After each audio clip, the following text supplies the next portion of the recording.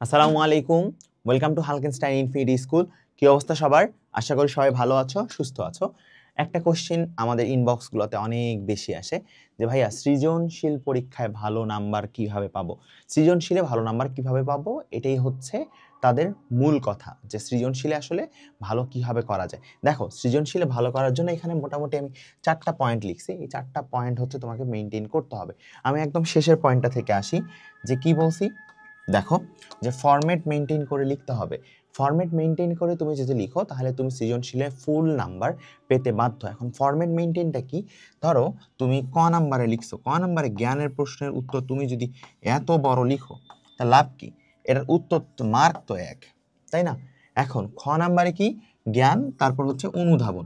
অনুধাবনের ক্ষেত্রে এক লাইন থাকবে হচ্ছে জ্ঞানের, আর একটা প্যারা দিবা, সেই প্যারা দিয়ে বাকিটুকু লিখবা। এটা হচ্ছে জ্ঞান অনুধাবন। প্রয়োগের ক্ষেত্রে সেম। আর উচ্চতর দক্ষতার ক্ষেত্রে লাস্টে তোমাকে কি জানাইতে হবে, এমনভাবে লিখতে হবে। উচ্চতর দক্ষতার ক্ষেত্রে ধরো শুরুতে জ্ঞান থাকলো, এরপর অনুধাবন, এরপর তোমার প্রয়োগ, এইভাবে। আর উচ্চতর দক্ষতা বলতে লাস্টে জাস্ট স্টেটমেন্ট চাই যে এটা ঠিক নাকি ভুল, এটা তুলনা করতে হবে, ঠিক আছে? তো এইভাবে মেনটেন করে লিখতে হবে। এখন এইভাবে তুমি যদি মেনটেন করে না লিখো, ফরম্যাট এটা যদি মেনটেন করে না লিখো, তাহলে তুমি বাংলা বলো, বিজিএস বলো, তুমি ইসলাম শিক্ষায় বলো, তুমি কীভাবে ফুল নাম্বার এক্সপেক্ট করো যে এইভাবে তুমি লিখবা না, অথচ তোমাকে ফুল নাম্বার দিবে? তুমি লিখতেছো হচ্ছে এখান থেকে শুরু করে একদম এইভাবে লিখতেছো, কোনো প্যারা নাই, কিচ্ছু নাই। জ্ঞান কোনটা, অনুধাবন কোনটা, প্রয়োগ কোনটা, কিচ্ছু বোঝা যাচ্ছে না। তাহলে স্যার নাম্বার দিবে কোথায়? জ্ঞানের জন্য 1, অনুধাবনের জন্য 1, 2, জ্ঞান, অনুধাবন, প্রয়োগ 3। তাহলে তুমি যদি ডিফাইন করে না দাও, ফাঁকা ফাঁকা করে প্যারা করে না লিখো জিনিসগুলো, তাহলে স্যার কিভাবে বুঝবে কোনটা জ্ঞান, কোনটা অনুধাবন, কোনটা প্রয়োগ? নাকি স্যার হচ্ছে দেখেই বুঝে নিবে যে হ্যাঁ এটা ঠিক আছে, এটাতে এত মার্ক? তাই নাম্বার কম পাওয়ার তো রিজন আছে। তাহলে এইভাবে তোমাকে ফরম্যাট মেনটেন করে অবশ্যই লিখতে হবে। এরপরে হচ্ছে প্রথমে আরেকটা জিনিস লিখছি, সেটা হচ্ছে কি, গুছিয়ে লিখতে হবে।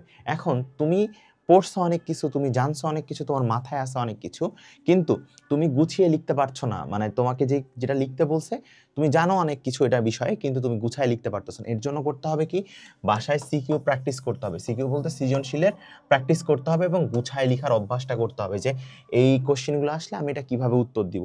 ইতিহাস থেকে যদি এইভাবে আসে তাহলে এটা আমি এইভাবে লিখবো, ঠিক আছে? অর্থনীতি থেকে আসলে আমি এইভাবে পয়েন্ট পয়েন্ট করে দিব। সো এই যে জিনিসটা গুছায় লেখাটা, এটা তোমাকে বাসা থেকে প্র্যাকটিস করতে হবে। এখন তুমি যদি বাসায় এটা প্র্যাকটিস না করো, তো হাউ ডু ইউ এক্সপেক্ট যে পরীক্ষার হলে গিয়ে তুমি এটা এইভাবে লিখবা? এটা কখনো পসিবল? এটা তো কখনোই পসিবল না। এরপরে আসো, লিখা ভালো করতে হবে। এখন একজন লিখতেছে হচ্ছে এইভাবে, দেখো আমি তোমাকে একটু দেখাই। একজন লিখতেছে হচ্ছে খুবই সুন্দর করে, যে ধরো বাংলাদেশ ওয়ার্ডটাই লিখছে একজন, সে লিখছে হচ্ছে এই যে এইভাবে সুন্দর করে, ঠিক আছে? এই যে বাংলাদেশ। আর একজন লিখছে হচ্ছে এই যে এইভাবে বাংলাদেশ, ঠিক আছে? এখন দেখতে কোনটা ভালো লাগতেছে বলো তো? প্রথমটা ভালো লাগতেছে না? তাহলে আগে এক দর্শনধারী, তারপর গুণ বিচারী। তো তুমি এইভাবে অনেক বড় লিখছো, অনেক ইনফরমেশন দিছো, কিন্তু লাভ কি হইতেছে? লাভ হইতেছে স্যার বিরক্ত হয়ে যাবে এই খাতাটা দেখতে, কি যে কি লিখছে না লিখছে বুঝতে পারতেছে না। এই জন্য পরীক্ষার খাতায় নিট অ্যান্ড ক্লিন লিখাটা অনেক বেশি গুরুত্বপূর্ণ। তুমি যাই করো না কেন, তোমাকে নিট অ্যান্ড ক্লিন লিখতে হবে। এখন আরেকটা হচ্ছে কি, উদ্দীপক তুলে দেওয়া যাবে না।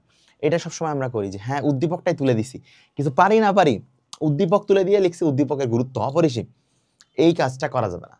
ভালো নাম্বার পাইতে গেলে তুমি ধরো কবিতার সাথে তোমাকে তুলনা করতে বলছে কোনো একটা সিনারিও, ঠিক আছে? কবিতার মূল ভাবটা তোমাকে লিখতে হবে, এবং উদ্দীপকের সাথে সদৃশ কি কি আছে এটা তোমাকে তুলে ধরতে হবে। এখন তুমি যদি তুলে না ধরে খালি লিখে দাও উদ্দীপকে এটা আছে, বইয়ে এটা আছে, গুরুত্ব অপরিসীম, এরকম তো না।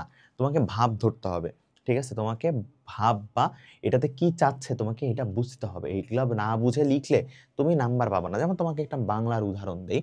যেমন ধরো 9-10-এর যে কবিতা একটা আছে, ধরো সামথিং যে কোনো একটা কবিতা, ধরো কবিতা থেকে কোশ্চেনটা আসছে, আর কবিতার ভাব তুমি ধরতে পারছো না, তাহলে তুমি কিভাবে উদ্দীপকে যেটা আছে সেটার সাথে তুমি রিলেট করতে পারবা?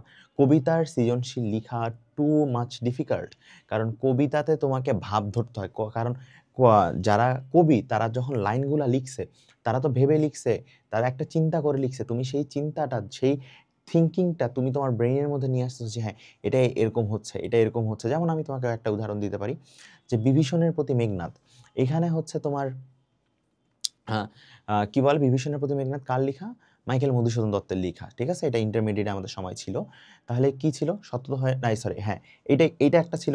আবার তোমার হচ্ছে কি সতত হয় নদ তুমি পরমর মনে, সতত তোমার কথা ভাবিয়ে বিরলে, সতত যেমন তিলক নিশার স্বপনে শোনে মায়া মন্ত্রধ্বনি তব কল। এটাতে কি?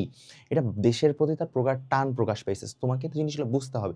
বিভীষণের প্রতি মেঘনাদে কি হইছে ঘটনাটা তোমাকে জানতে লাগবে।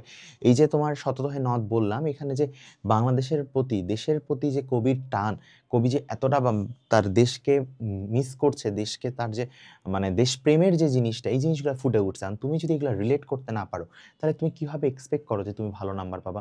তাহলে যেই কটা জিনিস বলা হয়েছে যে তোমাকে ফরম্যাট মেনটেন করে লিখতে হবে, তারপর গুছায় লিখতে হবে, আর লিখলে ভালো মতো সুন্দর করে লিখতে হবে, ঠিক আছে? আর উদ্দীপকের গুরুত্ব উদ্দীপক তুলে দেওয়া যাবে না। এই কটা জিনিস যদি তুমি ভালোভাবে মেনটেন করার চেষ্টা করো, তাহলে দেখবা যে তুমি সৃজনশীলে 10-এর মধ্যে প্রতিটাতে অন অ্যান অ্যাভারেজ 9 বা 9.5 করে পাইছো, ঠিক আছে?